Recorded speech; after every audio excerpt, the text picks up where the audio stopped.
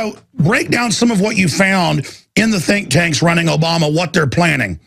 Okay. Well, if you think, Obama's stroke of the pen on his, making illegal aliens legal was the end of it, coming in the second term is an expansive, I'm quoting now, an expansive de facto amnesty program for illegal aliens via executive order and interagency directives linked with a reduction in the capabilities of the U.S. Border Patrol and plans to bring in untold numbers of new immigrants with the removal of caps on H-1B visas and green cards.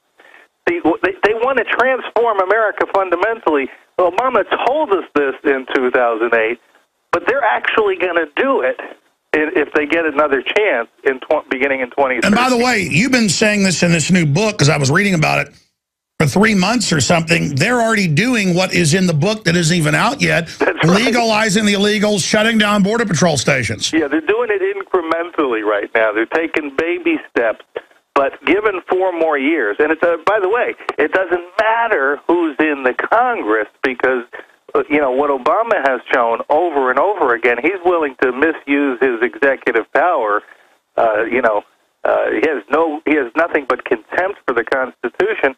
And I don't think, what I see is weak-kneed opposition right now from the Republicans who control the House. And even if they control the House and the Senate, if Obama's the president, it's endgame for us.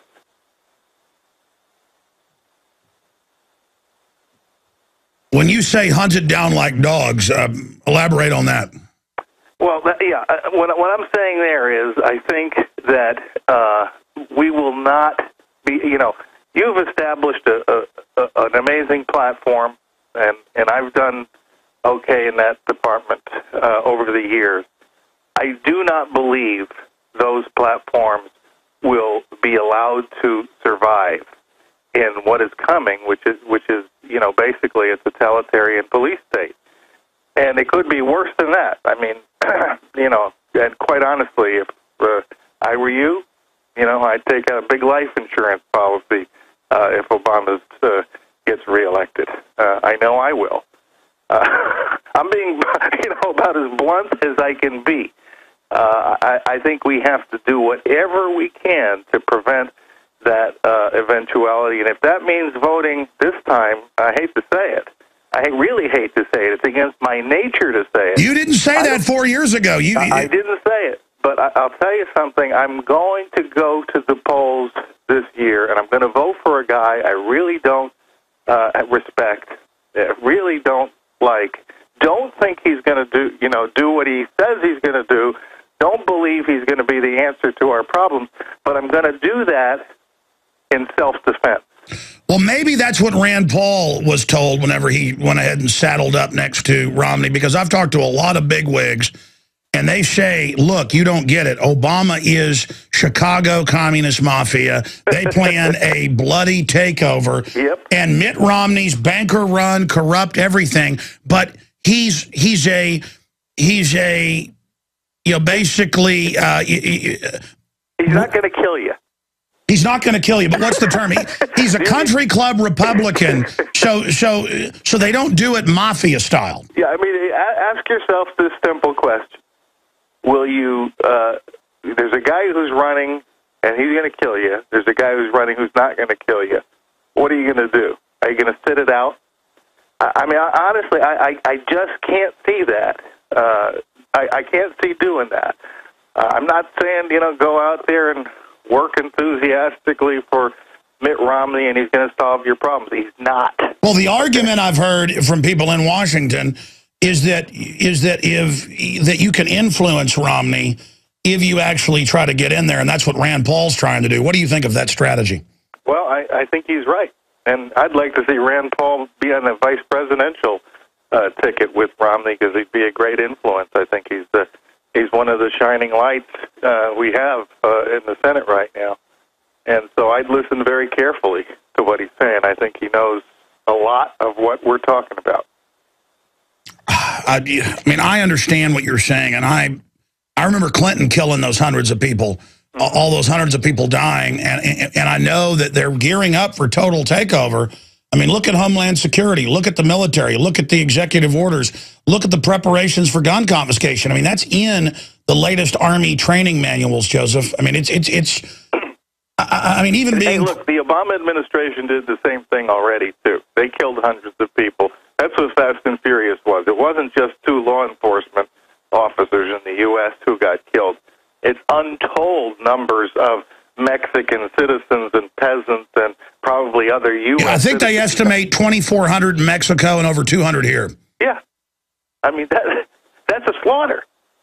And that was an intentional policy decision that they made, and they got caught, and yet there's no, so far anyway, I'm just stunned that there are no repercussions for this. We have no calls for impeachment. Nobody's been indicted.